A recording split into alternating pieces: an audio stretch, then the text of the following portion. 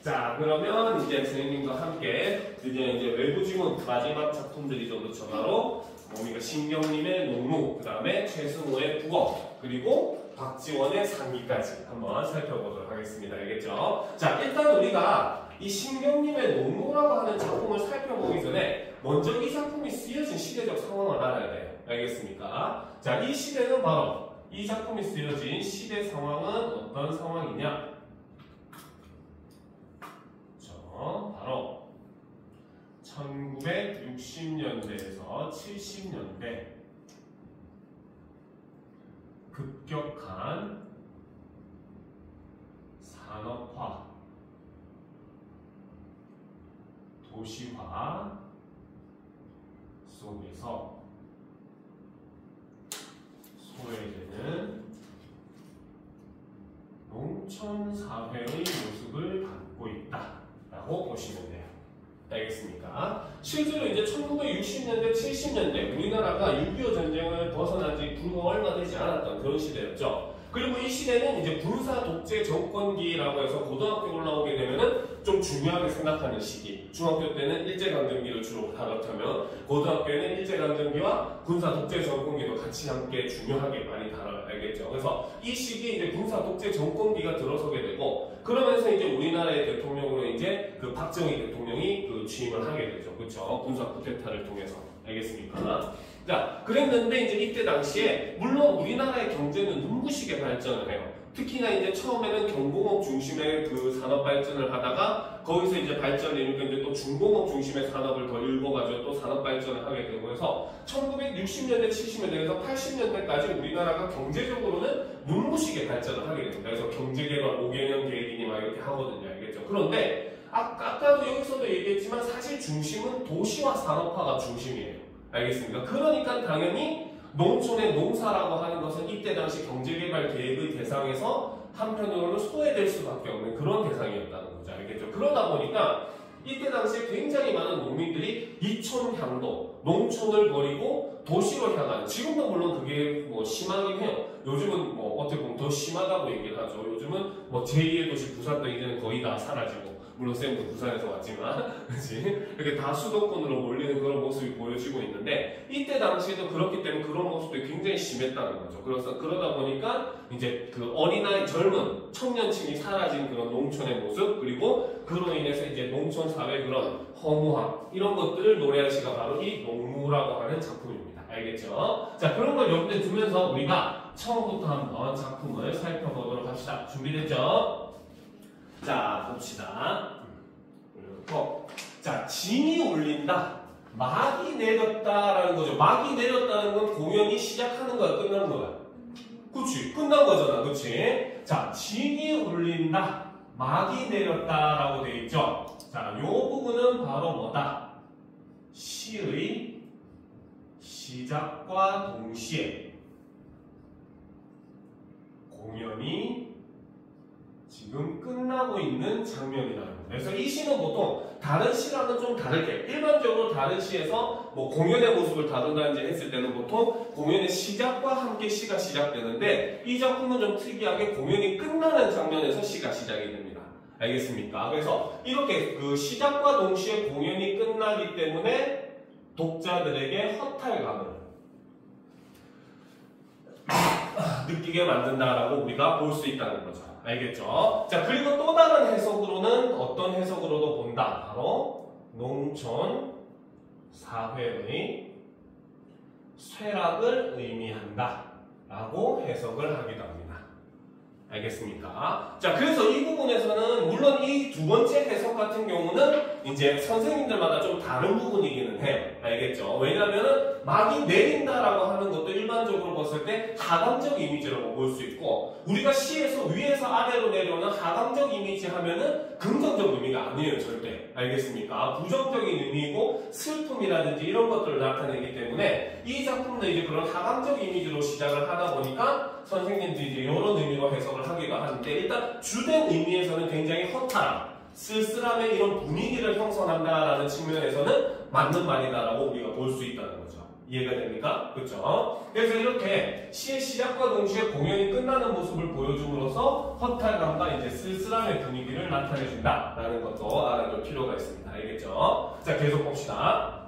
자, 오동나무에 전등이 메어 달린 가설 무대, 그렇죠? 임의로 설치한 무대라는 거죠. 자, 구경꾼이 돌아가고 난 텅 빈 운동장이라는 거죠. 자, 텅 비어 있는 운동장에 이제 공연을 끝난 사람들만 이제 정리를 하고 있대. 그 모습이 역시 어떻게 보인다? 바로 쓸쓸한 분위기를 나타낸다. 그 다음에 허탈감을 드러낸다. 역시 볼 수 있다는 거죠. 실제로 연예인 중에서도 공연이 끝나면 이런 기분이 엄청 많이 느낀대요. 왜 그 많은 사람이 자기를 보고 있다 공연이 딱 끝나면 다 돌아가 버리고 아무도 없잖아. 그 텅 빈 무대에 있으면은 이런 기분이 엄청 든대요. 알겠죠? 자, 계속 보도록 합시다.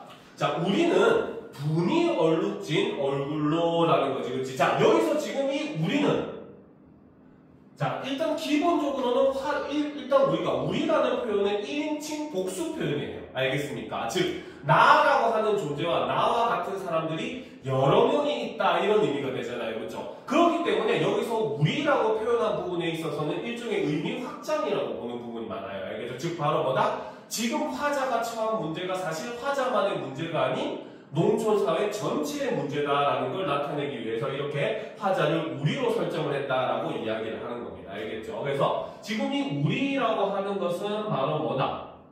바로 자, 이 시의 문제 상황이 그렇죠? 화자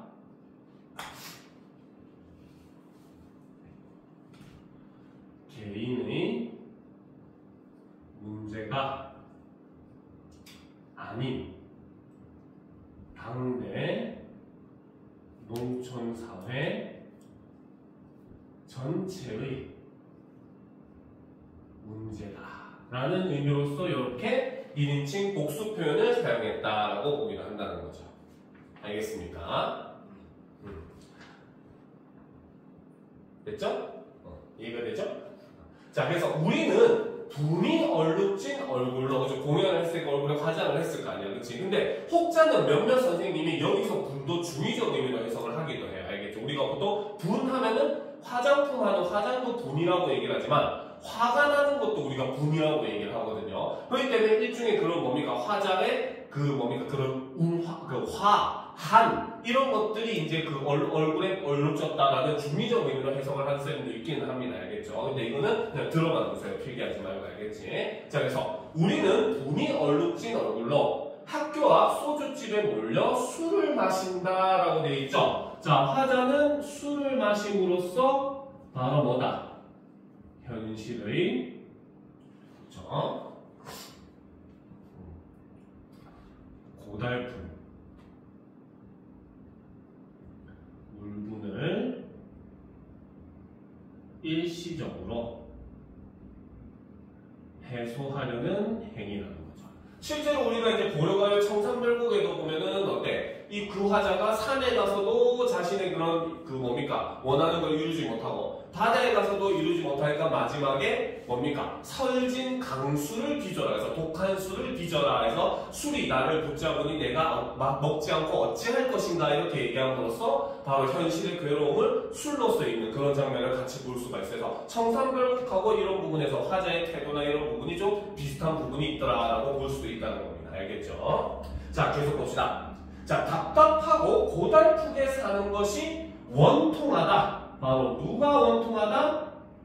화자를 포함한 당대 농촌 사람들이 이렇다는 거죠. 그렇죠? 즉 여기서는 바로 뭐다? 화자의 정서를 직접 표출을 하고 있더라. 내가 지금 이런 기분이다 라고 대놓고 이야기를 해준다는 거죠. 알겠습니까? 자, 좀 올려놓고 보도록 합시다. 자, 답답하고 고달프게 사는 것이 원통하다.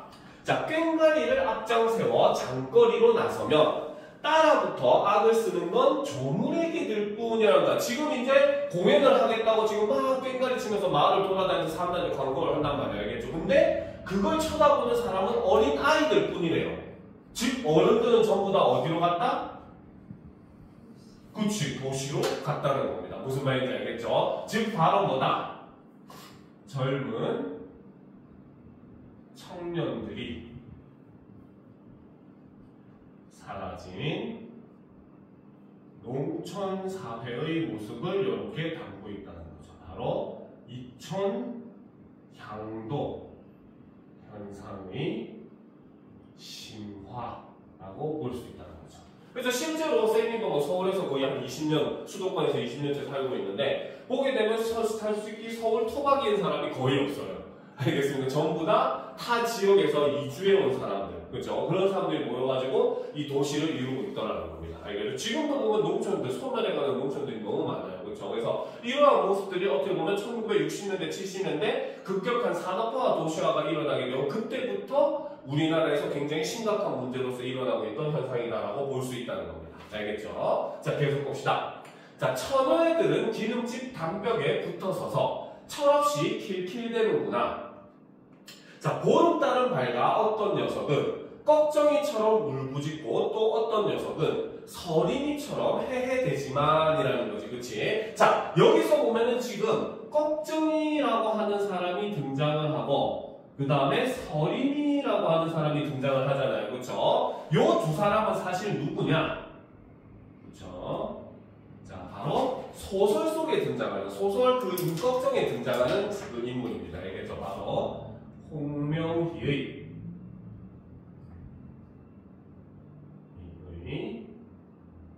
임꺽정에 등장하는 인물들입니다. 자, 근데 이 두 사람은 성격이 완전히 달라. 인물들의 성격이. 알겠죠? 임꺽정 같은 경우는 말 그대로 작품의 주인공이니까 약간 영웅적인 그런 모습을 보여주고 있고, 그죠? 서린이 같은 경우는 이제 좀 그렇진 않은 인물이란 말이야. 알겠죠? 근데 이 두 사람의 공통점은 바로 뭐다? 작품 속에서 그때 당시 현실에 분노했던 그런 인물들이라는 거죠. 알겠습니까? 그러니까 지금 바로 뭐다? 어떤 녀석들이 꺽정이처럼 울부짖고 또 어떤 녀석은 서린이처럼 해야 된다는 거는 지금 하는 행동은 다르지만 두 사람의 행동의 목적은 전부 다 바로 뭐다? 그 시대에 대한 울분의 표출이라는 거죠. 무슨 말인지 알겠죠? 자, 그래서 꺽쇠로 표시합시다. 그래서 어떤 녀석은부터 해해되지만까지 꺽쇠로 표시하고 여기서 드러나는 건 바로 뭐다? 당대 현실에 대한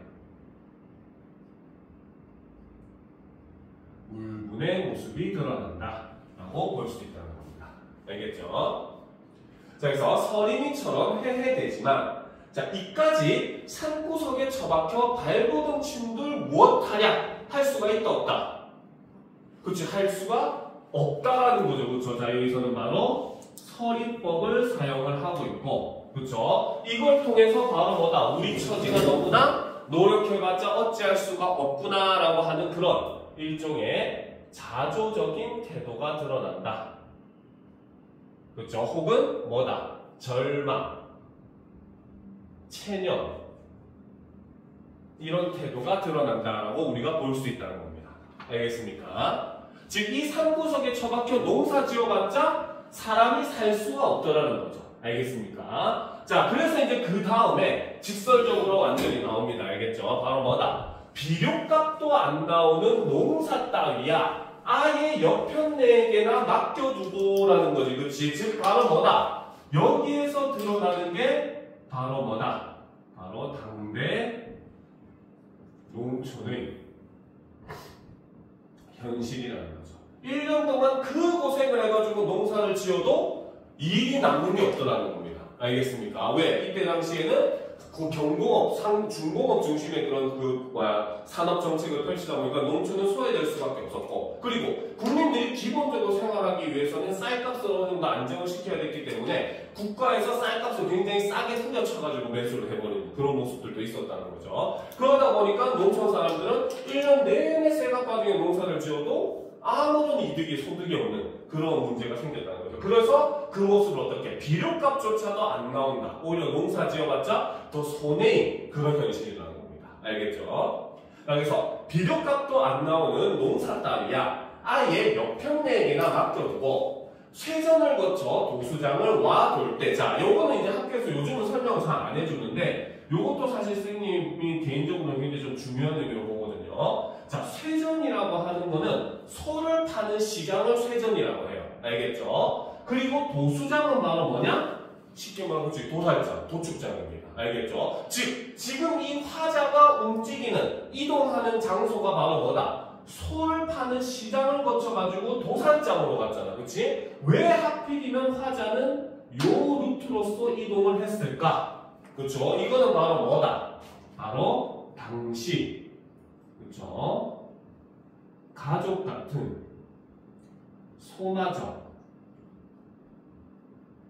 할 수밖에 없던 현실을 반영하고 있다. 즉, 농사를 지어봤자 이득이 남는 게 없는 거야. 그러니까 소만 고생이고 소를 가지고 있어봤자 손해만 있다는 거죠. 그래서 사람들이 옛날에는 소는 정말 가족이었어요. 우리나라에서. 알겠습니까? 우리나라 사람들은 소고기를 먹을 기회가 거의 없어. 어느 정도였냐면은 유일하게 소고기를 먹을 수 있는 기회는 뭐다? 자기 집에 기른 소가 늙어가지고 자연적으로 죽게 되면은 그때서야 이제 고기를 먹는. 그러니까 우리나라 사람들은 소고기를 별로 안 좋아했어요. 옛날에. 왜? 질기다고 생각하니까. 늙은 소만 먹으니까.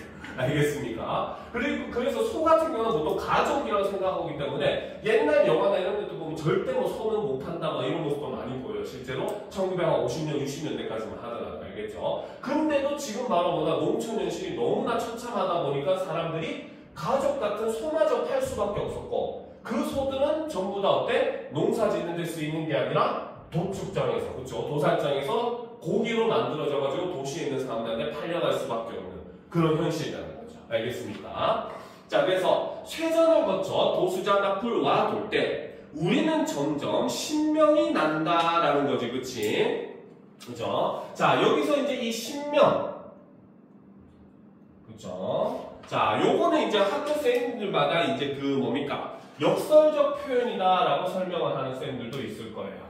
알겠죠? 근데 요거는 조금 다르기는 해요.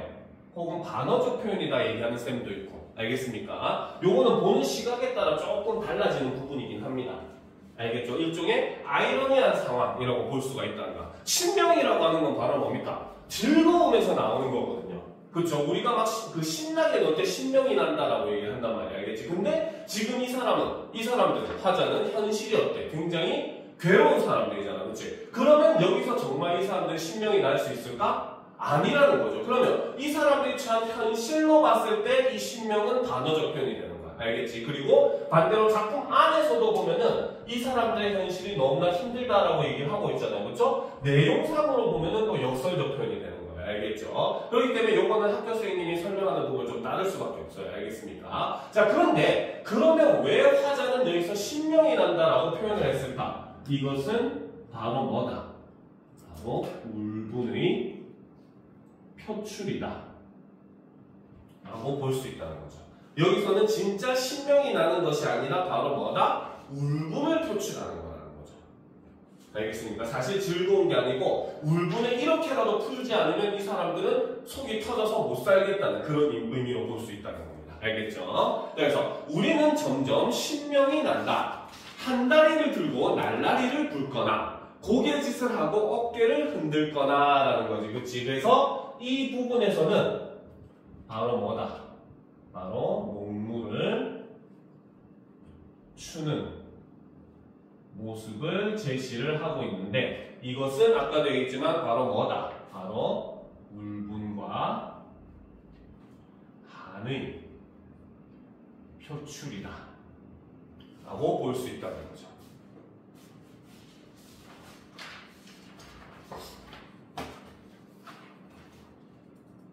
됐습니까? 그렇죠. 자, 이렇게 이제 바로 뭐다? 1960년대, 70년대 그 소에 대해서 쇠락해가는 농촌 현실을 담아내고 그로 인한 그런 농민들의 울분, 한 이런 것들을 드러낸 시가 바로 이 신경님의 농무라고 하는 작품이었던 거죠. 알겠습니까? 자, 그 다음 이제 우리 최승호의 국어라고 하는 시를 한번 보도록 합시다. 그렇죠. 이 최승호의 국어. 굉장히 자료를 찾기 힘든 작품이긴 합니다. 알겠죠? 굉장히 유명한 작품이면서 또 은근 시험에 안 나오는 작품이긴 해요. 알겠죠? 자, 그러면 우리가 처음부터 한번 보도록 합시다. 자, 밤의 식료품 가게라고 돼 있지, 그치? 자, 여기서 일단 우리는 이 시에 등장하는 시공간적 배경이 드러나고 있죠.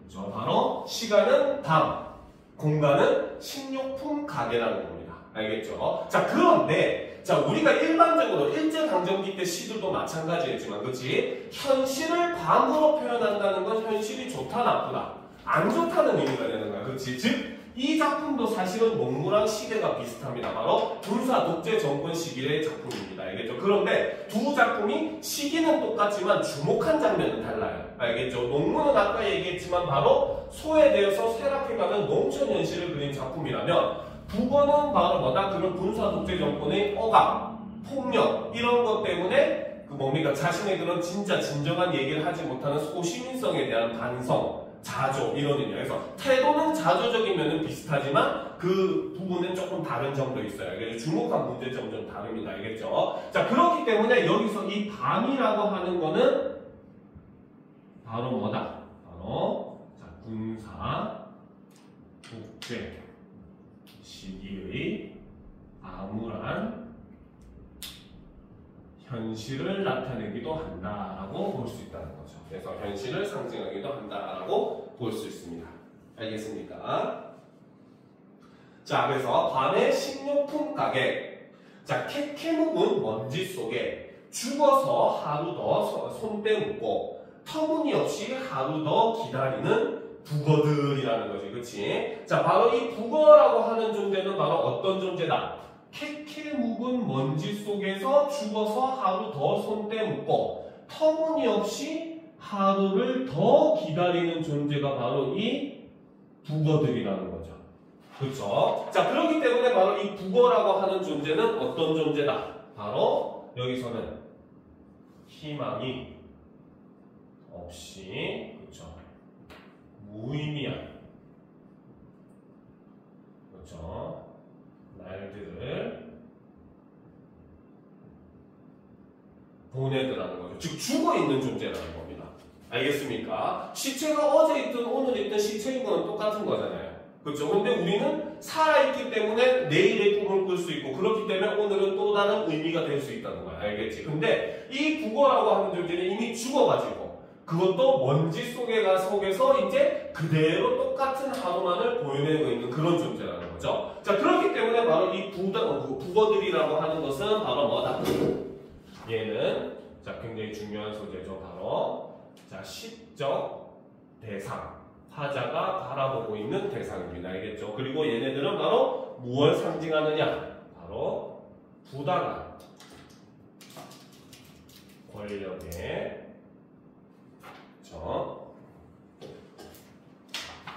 굴종하며 살아가는 소시민을 나타내는 시야라는 거죠.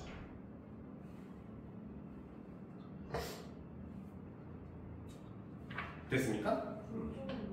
아, 굴복하고 복종한다. 합쳐서 굴종. 알겠지? 이렇게 얘기하면 편하죠. 그렇죠? 굴복하고 복종하는 거.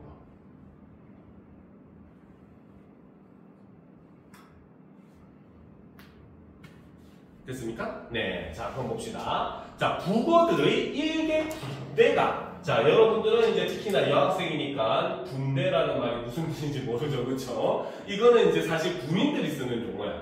알겠지? 군인들이 보면은 우리 그런 말은 듣잖아. 영화 내데 보면 뭐 소대, 중대, 대대 이런 말을 듣잖아. 그치? 군대는 이제 그 소대보다 좀 더 작은 단위거든요. 알겠죠? 어쨌든 뭐 소대든 군대든 중대든 대대든 전부 다 이거는 사실은 군사 관련 용어입니다. 알겠습니까? 자, 그래서 이거는 이 시에서는 바로 뭐다? 군사 용어를 지금 사용을 하고 있다는 거죠. 그래서 이를 통해서 바로 뭐다? 군사 독재 시기의 분위기를 형성을 하고 있다라고 볼 수 있다는 거죠. 이러한 모습은 또 다른 시, 우리 뭡니까? 새들도 세상을 뜨는구나 같은 작품에도 나와요. 알겠죠? 거기서 보면 새들이 날아가는데 어떻게 뭡니까? 열을 지어서 그렇죠? 그 다음에 행을 지어서 이런 식으로 얘기를 하거든요.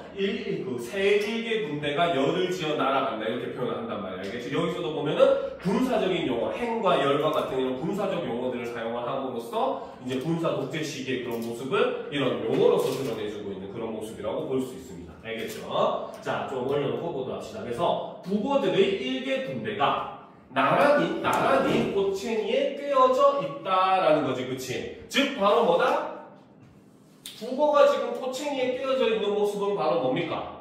꼬챙이가 이렇게 있으면 북어가 이렇게 나란히 전부 다 똑같은 모습으로 이렇게 묶여 있겠죠, 그렇죠? 즉 여기서 나란히 꼬챙이에 꿰어져 있었다라고 하는 것은 바로 뭐다? 획일적인, 그렇죠? 바로 억압하의 삶을 이렇게 상징을 한다는 거죠. 그래서 이를 통해서 바로 뭐다? 군사 문화에 대한 비판과 풍자의 모습이, 태도가 드러나고 있다라고 볼 수 있다는 겁니다. 됐습니까? 그죠? 그래서 나란히 꼬챙이에 꿰어져 있었다. 나는 죽음이 꿰뚫은 대가리를 말한 셈이다 라는 거지. 그치? 바로 이 대가리는 누구의 대가리겠어? 그치? 바로 북어의 대가리를 나타내는 거죠. 그쵸? 즉 보통 우리가 시에서는 얼굴이라는 표현은 사람한테만 써요. 알겠지? 그래서 우리가 박두진의 시에 보면은 그 해라는 시에 보면은 해야 솟아라 말갛게 씻은 얼굴 고운해야 솟아라. 해한테 얼굴이 있다고 표현하면서 이거 의인법이라고 얘기를 하거든요. 그렇죠? 그런데 여기서는 지금 사실 이 북어라고 하는 건 아까 얘기했듯이 1960년대 70년대 군사독재 정권을 살아가는 그 현실에 안주하며 살아가는 소시민을 나타낸다고 했단 말이야. 알겠지? 근데 그 소시민의 머리를 지금 대가리라고 지금 표현을 하는 거야. 일종의 동물처럼 표현을 해버린다는 거죠. 그렇죠? 자, 그래서 여기서 바로 그 사람들의 모습을 북어 대가리라고 표현한 것은 바로 뭐다? 바로 생각할 줄 모른다는 거죠. 즉 비판적 사고를 상실한 그러한 상태를 지금 여기서는 대가리라고 표현을 하고 있다는 거죠. 즉 뇌가 생각하기를 멈춘 존재다라고 그 뭡니까? 화자는 바라보고 있다는 겁니다. 알겠습니까? 자, 그래서 나는 죽음이 꿰뚫은 대가리를 말한 셈이다. 한 궤의 혀가, 그래서 궤는 이제 그 북어를 세는 단위예요. 생선을 세는 단위. 알겠지? 이거는 한 줄에 20마리를 묶어서 한 쾌라고 해요. 알겠습니까? 그래서 한 쾌의 혀가 자갈처럼 죄다 딱딱했다라는 거지. 그치? 즉, 바로 뭐다? 혀가 자갈처럼 딱딱했다라고 하는 것은 바로 뭐다? 당대 현실에 대한, 그렇죠? 비판의 말을 하지 못하고 있는 그런 모습을 자갈에다가 이렇게 비유해서 표현을 하고 있다는 거죠. 혀가 굳었다, 말을 못한다. 이 말은 무슨 말? 시대에 대한 비판의 말. 이런 의미로 보시면 되는 거죠. 알겠습니까? 이해가 되죠? 그죠? 자, 그래서 한 궤의 혀가 자갈처럼 죄다 딱딱했다. 나는 말의 변비증을 앓는 사람들과, 그쵸? 즉, 말의 변비증. 말의 변비가 뭡니까? 뭡니까? 그치, 바로 똥을 못 누는, 대변을 못 보는 병이잖아. 그치? 즉, 해야 될 말을 뱉어낸다, 못 뱉어낸다? 못 뱉어낸다는 겁니다. 무슨 말인지 알겠죠? 그래서 말의 변비증이라고 하는 것은 바로 뭐다? 바로 비판적인 말을 못하는 소시민들이라는 거죠. 그렇죠? 그래서 말의 변비증을 앓는 사람들과 무덤 속의 벙어리를 말한 셈이다라는 거지. 그렇지? 여기서도 얘기하는 무덤 속의 벙어리도 역시 마찬가지 바로 뭐다? 그렇죠? 바로 부당한 독재 권력에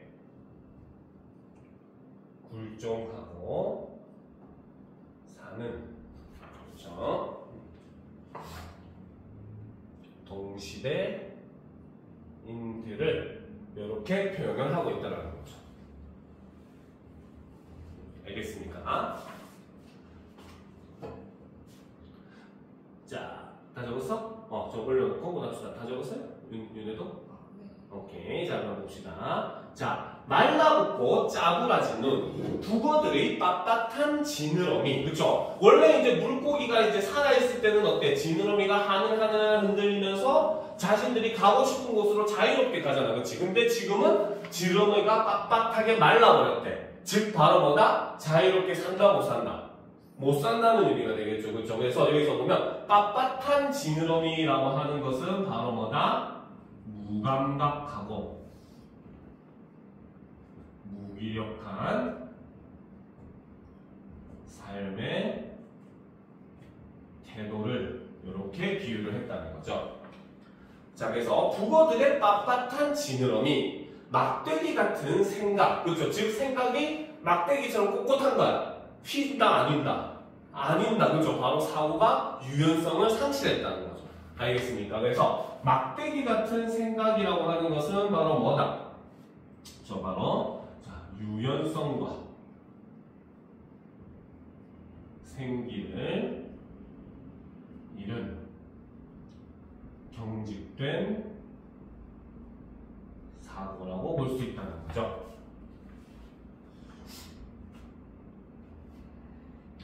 자, 그래서 북어들의 빳빳한 지느러미, 막대기 같은 생각, 빛나지 않는 막대기 같은 사람들이라는 거지, 그렇지? 즉 바로 뭐다? 북어들, 바로 뭡니까? 지금 죽어있기 때문에 어디로 헤엄쳐 갈 수가 없는 존재란 말이야, 그렇지? 그게 마치 바로 뭐다? 이 시대를 살아가는 사람들과 같다라고 표현을 한다는 거죠. 알겠습니까? 자, 그래서 여기서는 바로 뭐다? 빛나지 않는 막대기 같은 사람들이라고 하는 것은 바로 뭐다? 북어와 같이, 그렇죠? 바로 헤엄쳐 갈 곳이 없는 사람들의 모습을 이렇게 표현을 하고 있다는 거죠. 알겠습니까?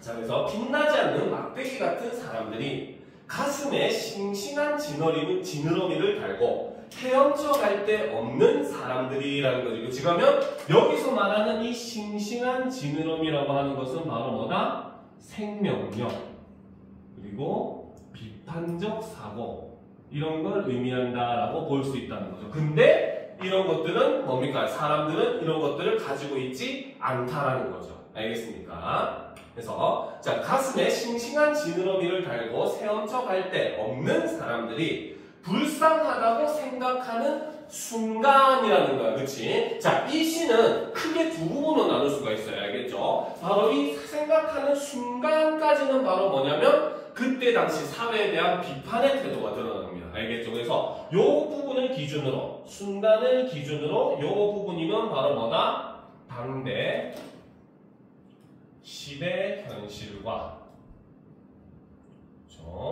소시민적 태도에 대한 비판의 모습이 여기서 드러난다는 거죠. 알겠습니까? 그런데 자, 다음 내용을 한번 살펴보면 느닷없이, 그죠? 바로 여기서 이 느닷없이 이 부분을 통해서 바로 뭐다? 시상의 전환이 일어납니다.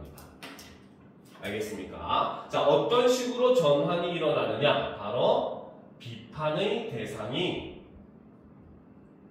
그렇죠? 바로 무엇으로 바뀐다? 타인에서 자신으로 바뀐다는 거죠. 즉, 이 부분을 중심으로 무슨 내용이 이어진다? 바로 자기 반성, 그리고 자조적 태도가 여기서 드러나게 돼요. 알겠습니까? 그래서 이 부분을 기준으로 시상이 완전히 전환이 되게 돼요. 그래서 앞부분 같은 경우는 시대 현실을 비판하는 거야. 알겠죠? 자기는 아닌 것처럼. 알겠습니까? 그런데 갑자기 북어들이 자신에게 이야기를 합니다. 알겠죠? 다 적고 넘어갑시다. 자조증, 자기 자신을 굉장히 비웃고 비판하고 이런 태도. 알겠죠? 그러니까 그 냉소적 태도는 차가운 웃음이라는 뜻이거든. 우리가 어떤 대상을 비판적으로 볼 때 냉소적 태도라고 하거든. 그 냉소가 누구를 향할 때? 자신을 향할 때 그걸 우리는 자조라고 얘기해요. 알겠습니까? 자, 그래서 계속 봅시다. 그래서 느닷없이 북어들이 커다랗게 입을 벌리고, 그쵸? 즉 바로 뭐다? 북어들이 나한테 지금 말을 건다는 거야. 알겠습니까? 자, 그래서 입을 벌리고 거봐. 너도 북어지, 너도 북어지, 너도 북어지라는 거지, 그치? 즉 바로 뭐다? 여기서는 바로 뭐다? 화자 자신도 바로 뭐다? 시대 굴종하고 살아가는 소시민이라는 것을 라는 사실을 인식을 하게 되더라는 거죠.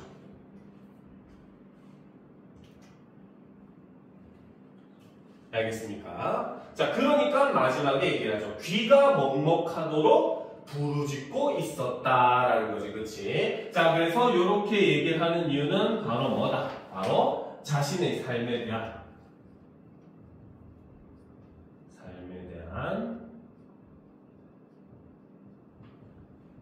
고백이자 비판이 된다는 거죠.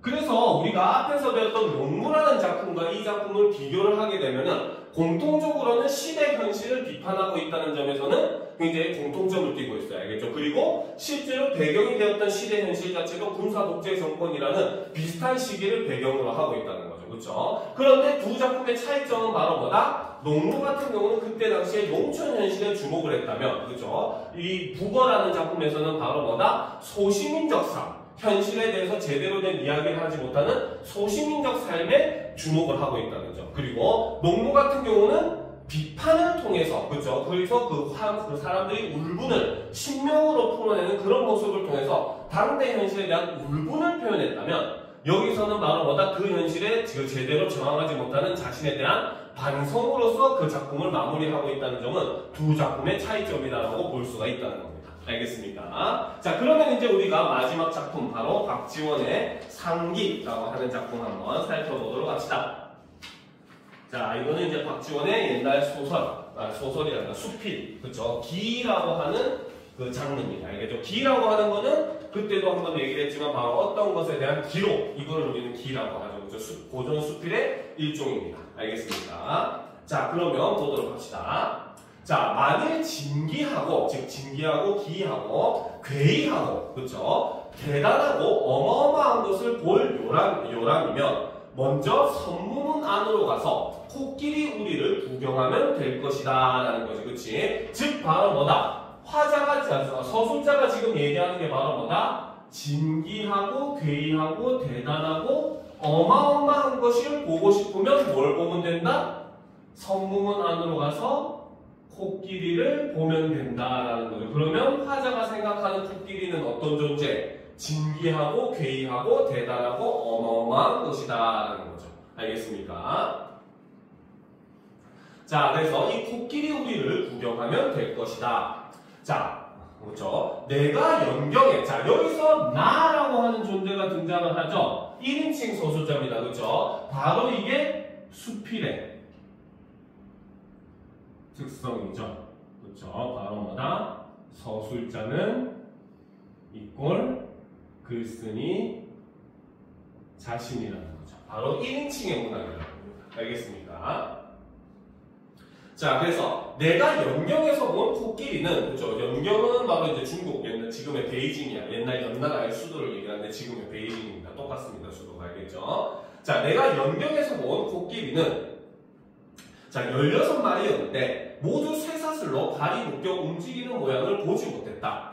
그런데 지금 열하 서쪽에서, 그렇죠? 열하는 그 뭡니까? 지금의 이제 청도 지역입니다. 알겠죠? 자, 청도지입니다. 열하에서, 그렇죠? 자, 열하 서쪽에서 코끼리 2마리를 보니 온몸을 꿈틀거리며 가는 것이 마치 비바람이 지나가듯 실로 굉장하였다라는 겁니다. 그렇죠? 즉, 서술자는 지금 바로 뭐다? 코끼리를 본 경험이 지금이 처음이 아니었다는 겁니다. 알겠습니까? 그런데 내가 연경에서 코끼리를 봤을 때는 어때? 걔네들은 묶여있어가지고 움직이지 못하니까 그냥 크다 이렇게만 생각을 했는데 지금 이 뭡니까? 열하 지역에 와가지고 본 코끼리는 단 2마리밖에 없었지만 얘네들이 자유롭게 움직이는 모습을 보니까 어때? 훨씬 더 굉장하고 멋지더라, 진기하더라라는 생각을 하게 되었다는 거죠. 무슨 말인지 알겠습니까? 자, 그래서 지금 여기서는 바로 뭐다? 연경에서 코끼리를 본 경험과 열하에서 코끼리를 본 경험을 서로 비교를 하고 있다는 거죠. 알겠죠? 자, 그러면 계속 보도록 합시다. 자, 그래서 실로 굉장하였다라는 거지, 그치? 자, 그래서 지금 이것도 그럼 표시를 합시다. 내가 연경에서부터 실로 굉장하였다까지 꼭세로 표시합시다. 그쵸? 자, 여기서는 바로 뭐다? 바로 과거와 현재의 경험을 대비를 하고 있다는 거죠. 서로 비교해서 대조해서 보여준다는 겁니다. 알겠습니까? 자, 그래서 이를 통해서 바로 뭐다?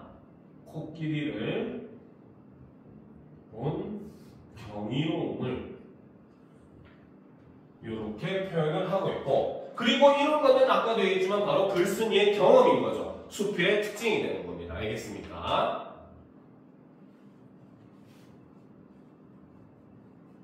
됐습니까? 그쵸? 자, 그래서 여기서 보면 바로 뭐다? 코끼리가 지나가는 모습이 마치 비바람이 지나가는 듯 했다. 그래서 비유를 통해서 표현을 하고 있죠. 그쵸? 그래서 대상의 모습을 구체적으로 묘사하고 있다라고 볼 수 있다는 겁니다. 알겠습니까? 자, 계속 보도록 합시다. 예전에, 그쵸? 여기서도 역시 바로 뭐다? 예전에라고 하는 것도 역시 바로 과거의 경험을 여기서 이제 제시를 해주겠다라는 거죠. 그쵸? 그래서 예전에 동해 바닷가를 새벽에 지나가다가 파도 위에 말처럼 서 있는 물체를 본 적이 있다. 무수히 많기도 하고 모두 집채만큼 크기도 하여 물고기인지 짐승인지 통 알 수가 없었다. 해가 뜨기를 기다렸다가 자세히 보려고 했지만 해가 떠오르기도 전에 모두 바닷속으로 숨어버렸다. 지금 10걸음 거리에서 코끼리를 보며 생각해보건대 그때 동해에서 보았던 곳과 참으로 흡사했다라는 거지, 그치? 자, 그런데 여기서 지금 바로 뭡니까? 지금이라고 하는 것은 바로 뭐다? 현재의 경험을 역시 여기서도 제시를 해주고 있다는 거죠. 알겠습니까? 그렇죠? 자, 그래서 여기서는 바로 뭐다? 바로 과거와 현재의 경험을 여기서는 대조한 게 아니라 오히려 연결을 하고 있더라는 거죠. 알겠습니까? 둘을 연결함으로써 어때? 그때의 그런 심정을 나는 지금 코끼리를 보면서 느끼고 있다라는 이야기가 된다는 거야. 알겠습니까? 그래서 바로 뭐다? 대상으로부터 느낀 심정을 이를 통해서 부각, 강조를 해주고 있더라라는 거죠. 알겠습니까?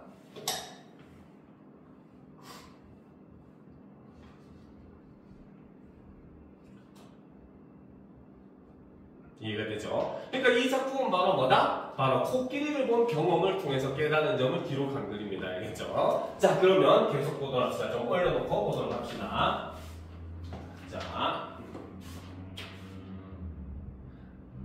자, 그 몸체를 생각해보면, 그죠? 소의 몸뚱이에 나귀의 꼬리, 낙타의 무릎에 호랑이의 발, 짧은 털, 회색 빛깔, 어진 모습, 슬픈 소리를 가졌다라는 거죠. 자, 그래서 이 부분은 바로 뭐다? 코끼리의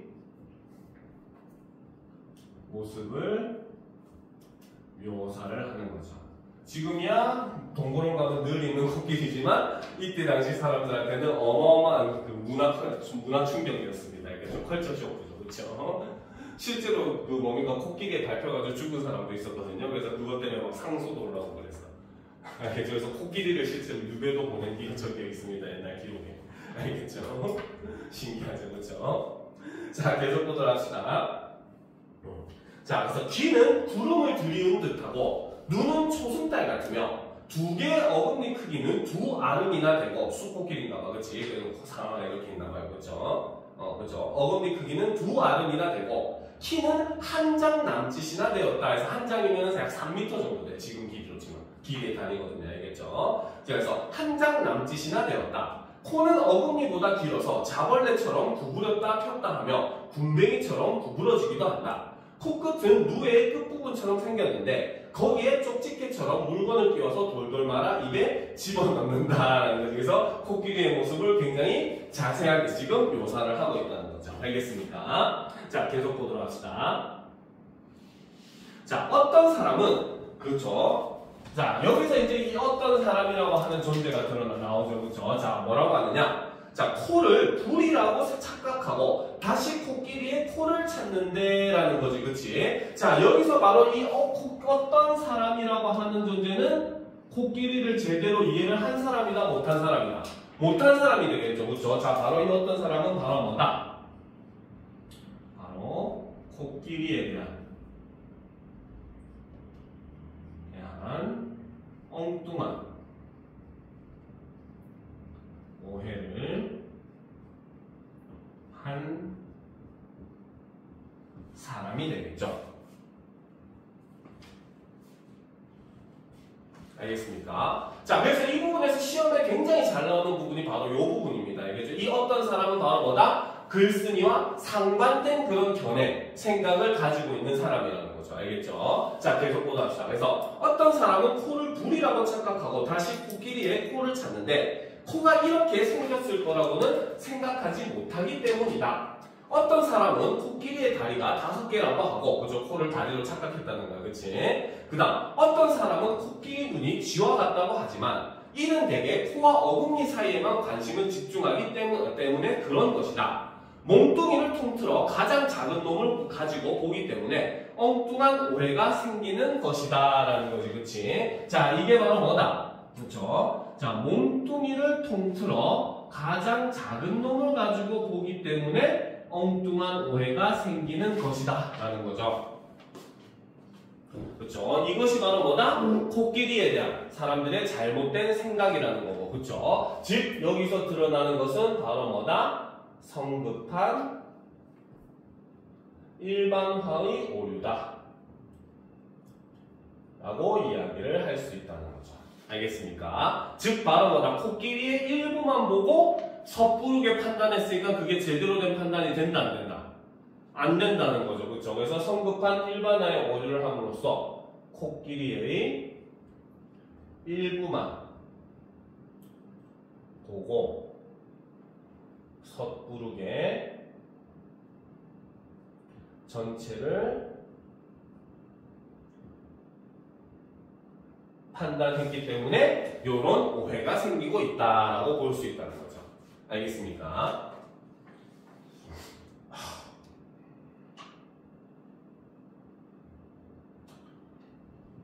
됐습니까? 그죠? 자, 계속 보도록 합시다. 대체로 코끼리 눈은 매우 가늘어서 마치 간사한 사람이 아양을 떨 때 눈을 먼저 웃는 것처럼 보인다라는 거지. 그치? 즉 바로 뭐다? 코끼리 눈에 대해서 일반적인 사람은 좋게 본다? 나쁘게 본다? 나쁘게 본다는 거야. 그쵸? 자, 꺽쇠로 표시합시다. 대체로부터 보인다 까지. 그쵸? 바로 뭐다? 코끼리 눈에 대한 일반적 시각은 어떻더라? 부정적이더라. 마치 간신히 아양을 떨고 있는 모습과 같다라는 거죠. 알겠습니까? 자, 그런데 이제 핵심은 바로 다음이죠. 그렇죠? 그러나 그 어진 성품은 바로 이 눈에서 나온다라는 거지. 그렇지? 즉 바로 뭐다? 글쓴이는 코끼리에 대해서 긍정적으로 본다, 부정적으로 본다. 그치, 긍정적으로 어진 성품을 가진 존재라고 봤잖아. 그치? 그래서 그러나 그 어진 성품은 바로 이 눈에서 나온다. 바로 코끼리에 대한 글쓴이의 태도는 굉장히 긍정적이라고 볼 수가 있고, 이러한 태도는 바로 뭐다? 일반 사람들의 생각과 서로 대조를 이루고 있다라고 볼 수 있다는 거죠. 알겠습니까?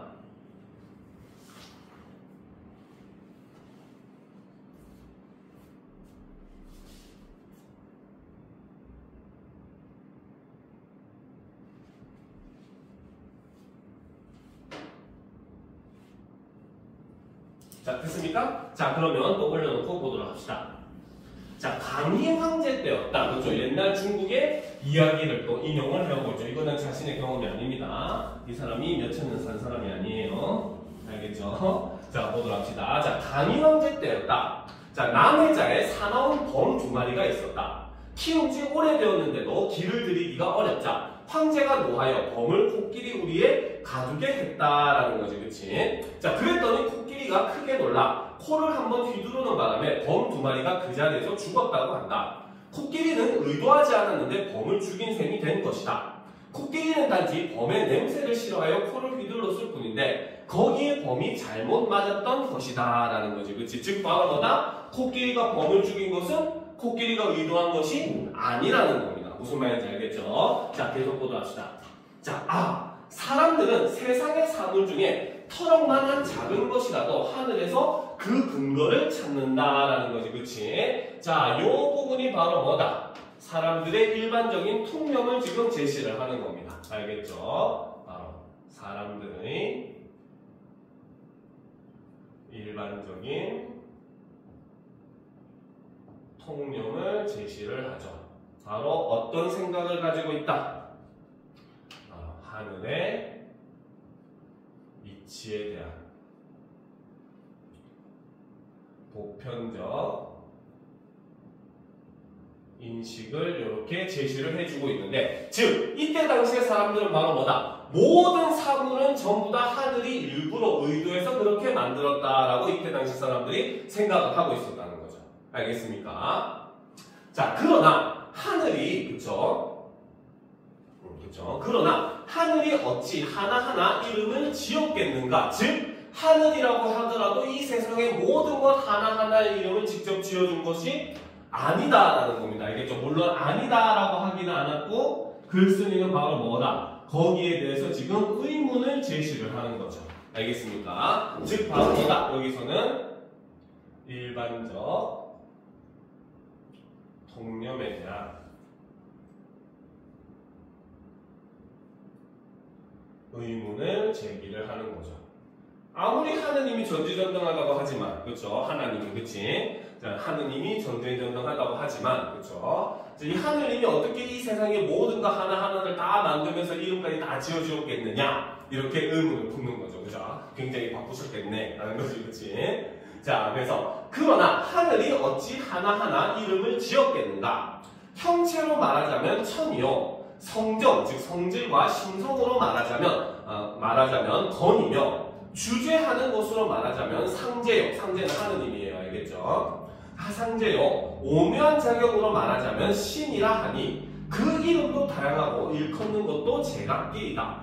또 그렇죠? 이는 바로 이치를 얘기해요. 그래서 이와 기와, 그렇죠? 여기서 이와 기라고 하는 거는 유교 성리학에 나오는 이기론이라고 보시면 됩니다. 알겠죠? 이거는 이기론은 여러분들이 여기서는 그냥 간단하게 성리학적인 개념이다, 이념이다라고 생각을 하면 돼요. 알겠죠?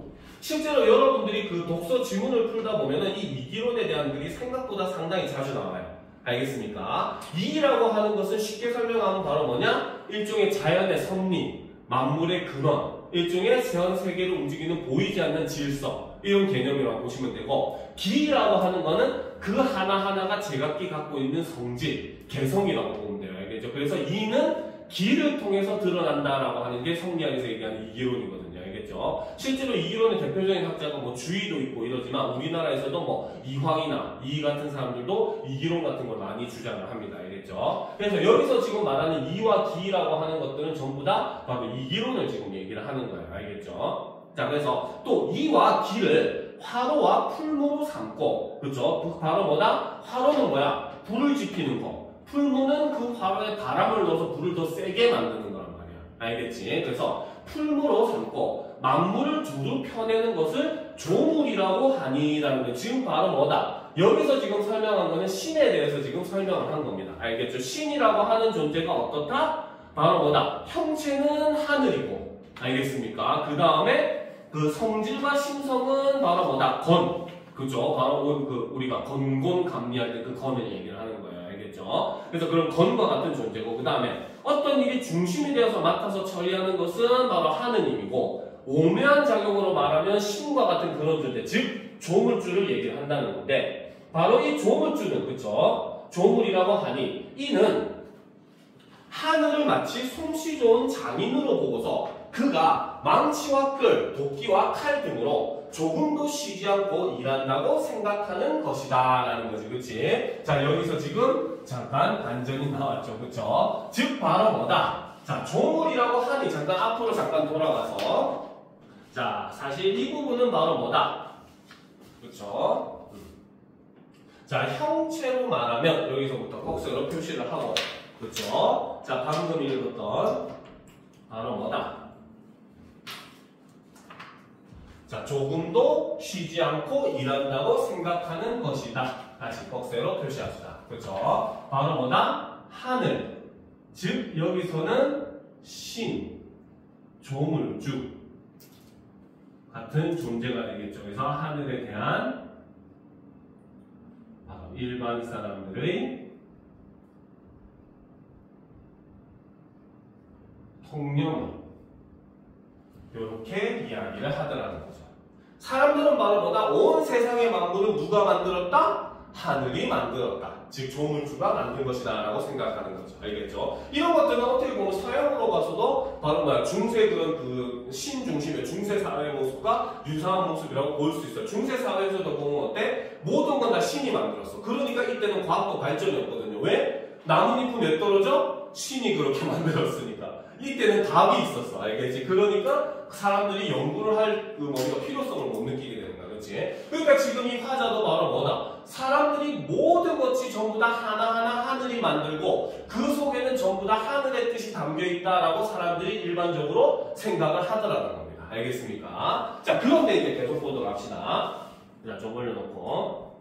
자, 그런 까닭에, 그쵸? 자, 주역에 이르기를, 주역은 이제 그 뭡니까? 그 일종의 경전 같은 책이에요. 알겠죠? 그래서 주역에 이르기를 하늘이 혼돈해서 만물을 만들었다라고 하였다라는 거죠. 자, 하늘이 혼돈해서 만물을 만들었다. 바로 주역의 구절을 인용을 하고 있다는 거죠. 자, 혼돈이란 그 빛이 검고 그 모양은 흙비가 내리는 듯하여 비유를 하자면 새벽이 되었지만 아직 동이 트지 않은 때에 사람이나 사물이 분별되지 않는 상태와 같다. 나는 알지 못하겠다. 그래서 지금 여기까지는 지금 주역의 내용과 그 다음에 사람들의 일반적인 생각에 대해서 지금 제시를 한 거야. 알겠지? 근데 나는 그 이 말을 이해를 한다 못한다? 못하겠다고 얘기를 하는 거죠. 알겠습니까? 왜 그런지 한번 보도록 합시다. 나는 알지 못하겠다. 캄캄하고 흙비 자욱한 곳에서 하늘이 과연 어떤 물건을 만들어냈을까라는 거지. 그치? 즉 바로 뭐다? 자, 캄캄하고 흙비 자욱한 속에서 하늘이 과연 어떤 물건을 만들어냈을까라는 겁니다. 그쵸? 즉 바로 뭐다? 혼돈에서 그쵸? 만물이 만들어졌다는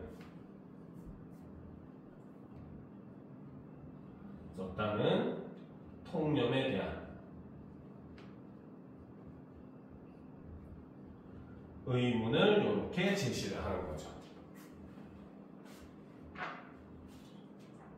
알겠습니까? 혼돈해서 만들어졌다는데 그 혼란스러운 상황이 어떻게 만들었지? 라는 생각이라는 거야. 무슨 말인지 알겠죠? 자, 됐습니까? 이해가 돼요? 그쵸? 즉 바로 뭐다? 여기 처음에는 바로 뭐다? 코끼리를 보고 자신이 경이로움 느끼고 해서 제시를 했는데 그 코끼리의 경험을 통해서 바로 뭐다? 사람들이 보통 일반적으로 그 성급한 일반에 오류를 하거나 혹은 이렇게 통념을 통해서 만물을 바라보는 그러한 모습에 대해서 지금 자신은 의문을 지금 제기를 하고 있다는 겁니다. 글쓴이는 알겠죠? 자, 계속 보도록 합시다.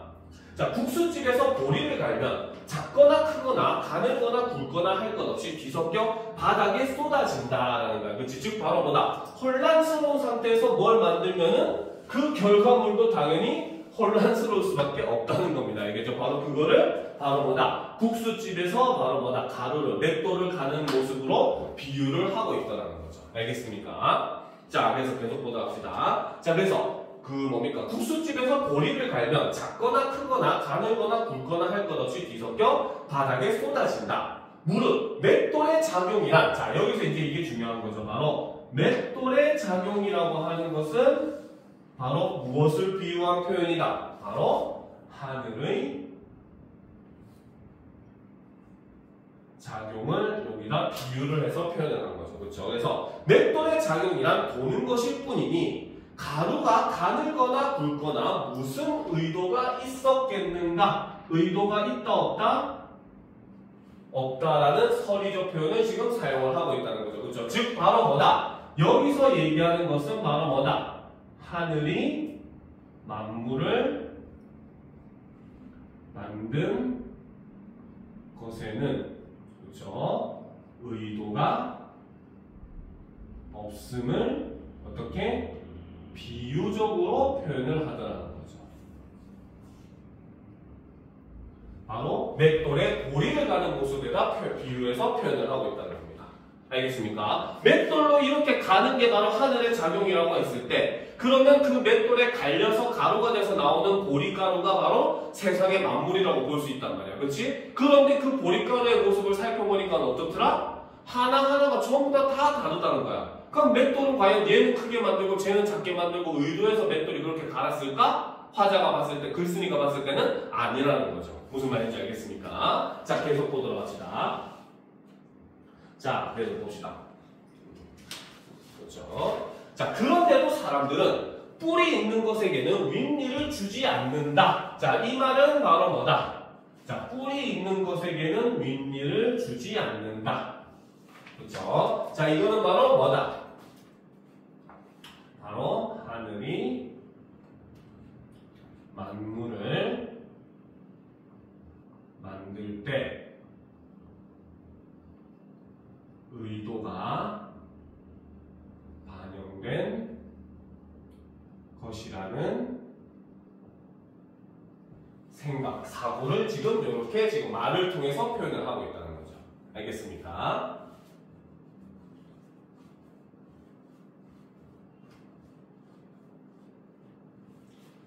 자, 그런데도 사람들은 뿔이 있는 것에게는 윗니를 주지 않는다 라고 말한다. 이는 마치 사물을 만들면서 빠뜨린 게 있는 듯 여기는 것이니 잘못된 생각이다 라는 거죠. 그렇죠? 잘못된 생각이다 라고 하는 것은 바로 뭐다? 사람들의 통념에 대한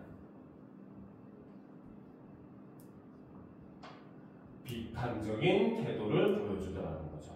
비판이다 라고 볼 수 있다는 겁니다. 알겠습니까?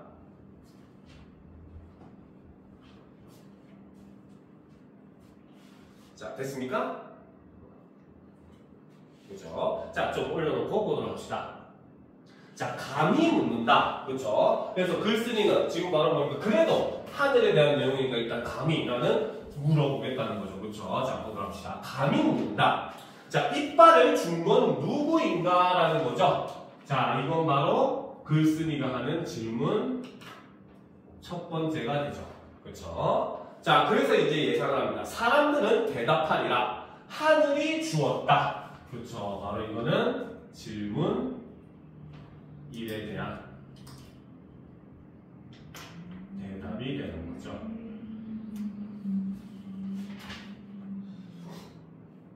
자, 그 다음 봅시다. 다시 묻는다. 하늘이 무엇 때문에 이빨을 주었을까? 자, 이거는 바로 글쓴이가 하는 질문 두 번째가 되겠죠.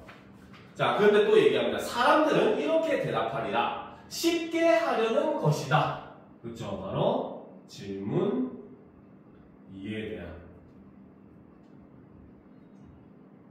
대답이 되죠. 근데 이 대답들은 전부 다 화자의 서술자의 대답이 아니라 사람들의 대답을 지금 예상을 해서 이렇게 쓰고 있다는 거죠. 알겠습니까? 자, 그 다음 봅시다. 다시 이렇게 물어보자. 사물을 씹도록 한 것은 무엇 때문인가? 그렇죠? 자, 일단 넘어가기 전에 자, 여기서 꺽쇠로 여기서 크게 좀 꺽쇠로 하나 표시를 해놓고 넘어갑시다. 알겠죠? 이빨을 준 건 누구인가부터. 그렇지? 자, 그러면 자, 보다 합시다. 자, 사물을 씹도록 한 것은 무엇인가? 바로 글쓴이가 던지는 질문 세 번째가 되겠죠. 자, 그러면 사람들은 이렇게 대답하리라. 그게 바로 이치입니다. 라는 거지, 그치? 자, 그래서 그게 바로 이치라고 하는 것은 바로 뭐다? 하늘의 의도가 반영된 것이라는 의미라는 거죠. 알겠습니까? 즉, 하늘의 그런 뭡니까? 의도, 의미, 이런 것들이 사물에 들어있는 것이다. 라고 얘기를 한다는 거죠. 자, 새나 짐승들은 손이 없으므로 반드시 불이나 주둥이를 구부려 땅에 대고 먹을 것을 구하지요. 그러므로 학과 같이 다리가 긴 새는 목을 길게 만들 수밖에 없는 것이지요. 그래도 혹 땅에 닿지 않을까 염려하여 부리를 길게 만들었습니다. 만일 닭의 다리를 학의 다리처럼 길게 만들었다면 뜰 안에서 굶어 죽었을 것입니다. 라는 거죠. 이게 바로 뭐다? 질문 3에 대한 대답이 되더라는 거죠. 알겠습니까?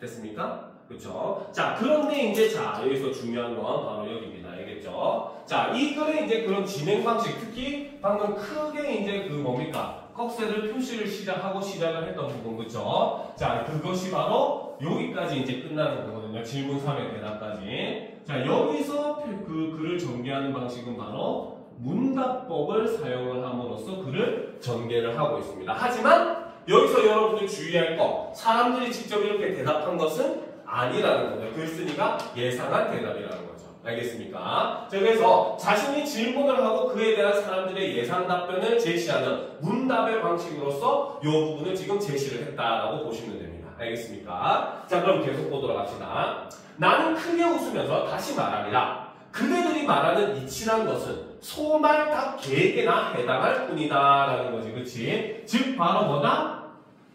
이렇게 하면 되겠구나. 물결 표시로 표시하죠. 이건 글쓴이의 생각인 거죠. 그렇죠. 자, 여기서 바로 뭐다? 글쓴이의 생각이 드러나는 거죠. 즉 바로 뭐다? 이 이치란 것은 소말 닭 개에게나 해당할 뿐, 즉 모든 대상에게 적용되는 것은 아니라는 의미라는 겁니다. 무슨 말인지 알겠죠? 그래서 이 말은 바로 뭐다? 모든 사물에 동일한 이치를 적용할 수 없다는 거죠.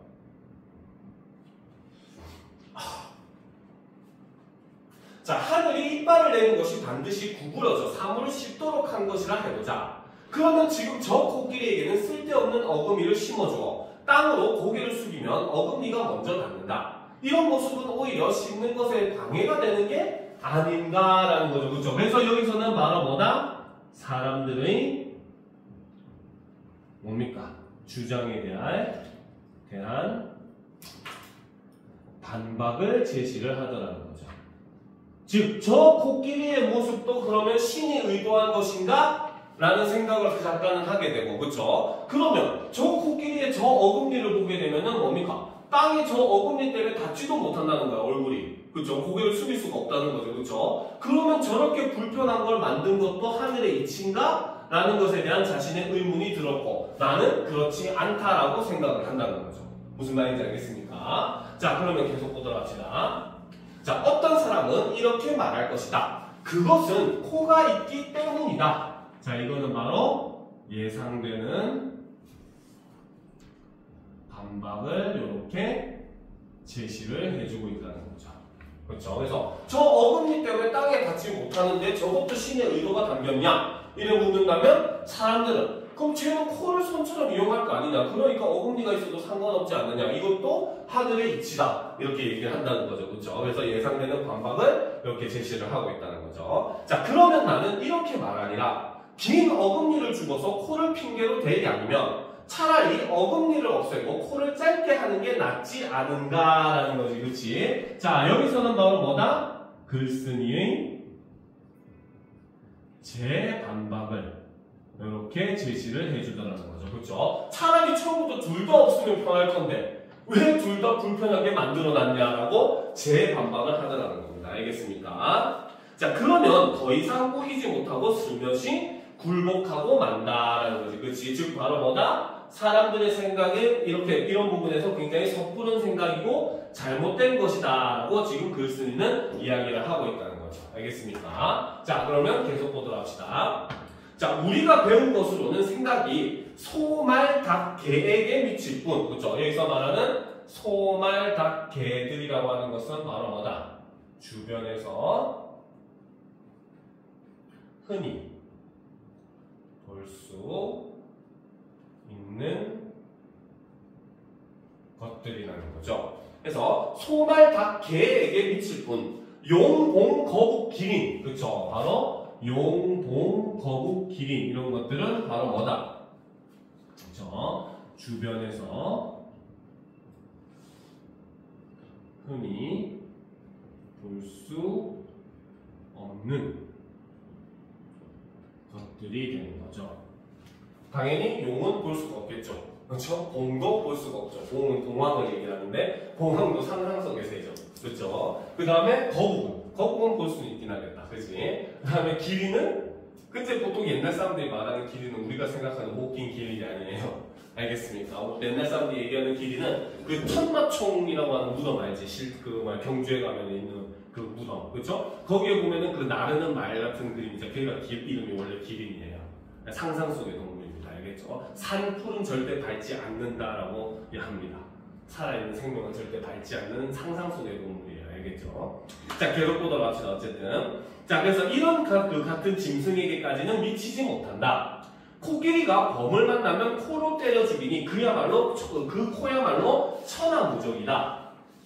자, 그러나 쥐를 만나면 코를 둘 데가 없어 하늘을 우러러 멍하니 서 있을 뿐이다. 그렇다고 쥐가 범보다 무서운 존재라 말한다면 조금 전에 말한 바 이치가 아니다라는 거지. 그치? 즉 바로 뭐다? 여기서 얘기하는 것은 바로 뭐다? 자, 우리가 일반적으로 봤을 때 그 코끼리가 범을 코로 때려서 죽인다는 건 코끼리가 더 세다라고 볼 수 있다는 거 알겠지? 근데 코끼리는 오히려 쥐한테 꼼짝 못한다는 거야. 왜? 너무나 작아서 어떻게 할 수가 없다는 거지. 그치? 그러면 거꾸로 얘기하면 쥐는 범보다 무서운 존재인가? 그렇지 않더라는 거죠. 무슨 말인지 알겠습니까? 자, 그래서 이제 여기서 얘기하고자 하는 것은 바로 뭐다? 그렇죠? 바로 고정된 관점으로 그렇죠? 대상이나 현상을 인식하는 것에 대한 불합리성을 이렇게 제시를 하더라는 거죠. 알겠습니까? 그래서 코끼리를 통해서 생각이 이렇게 굉장히 멀리까지 미치게 된 거죠. 그렇죠? 그래서 이렇게 코끼리의 모습을 보면서 과연 하늘의 이치라고 하는 게 모든 사물에 동일하게 닿는 것이 맞을까라는 것에 대한 의문을 품게 되고 거기에 대해서 글쓴이는 지금 비판적 태도를 보여준다는 거죠. 알겠습니까? 자, 계속 보도록 합시다. 자, 대저 코끼리는 오히려 눈에 보이는 것인데도 그 이치를 모르는 것이 이와 같다. 하물며 천하 사물이 코끼리보다도 만배나 더한 것이매랴라는 거죠. 그치? 바로 뭐다? 천하 사물 중에는 우리가 모르는 것이 많다라는 거죠. 알겠습니까? 자, 그러므로 성인이 주역을 지을 때 코끼리 상자를 취하여 지은 것도 만물의 변화를 궁구하려는 까닭이었으리라라는 거죠. 즉 바로 뭐다? 만물의 변화를 궁구하려는 까닭. 이 말은 바로 무엇을 뜻한다? 바로 다양한 관점에서 그렇죠? 만물에 대해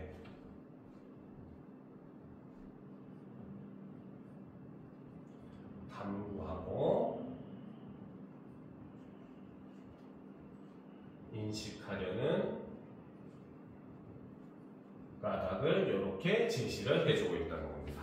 알겠습니까? 그래서 겉으로 보기에는 코끼리를 본 경험을 제시하는 그 내용인 것 같지만 그 경험을 통해서 바로 뭐다? 사람들의 그런 일반적인 풍경, 온 세상의 사물에는 하늘의 이치가 담겨있다라고 하는 통념에 의문을 제기하고 이렇게 고정된 관념으로 세상을 바라보는 사람들에 대해서 비판적인 태도를 가지는 글이 바로 이 박지원의 상기라고 하는 작품이라는 거죠. 그렇죠? 이러한 모습은 바로 뭐다? 일반적인 이런 경직된 사람들의 사고방식은 바로 앞에 나왔던 최승호의 국어에 있는 국어의 모습과도 유사한 모습이다라고 우리가 볼 수 있다는 겁니다. 알겠습니까? 자, 여기까지가 여러분들 시험 범위 끝이에요. 알겠습니까? 자, 지금 15분 정도 됐으니까 15분 정도 쉬고 30분부터 그러면 선생님이 문제를 좀 준비를 했어요. 오늘 배운 거에 대한 문제만 일단 준비를 했어요. 알겠지? 그리고 여러분들 다음 시간 다음 주 수업 때쯤이면은 교재를 아마 빠르면은 클리닉 때, 늦으면은 다음 주 수업 때쯤 교재를 만들어서 줄 겁니다. 알겠죠? 그래서 문제도 좀 많이 풀어보면서 더 대비를 해봅시다. 알겠죠? 일단 쉬는 시간 가지도록 합시다.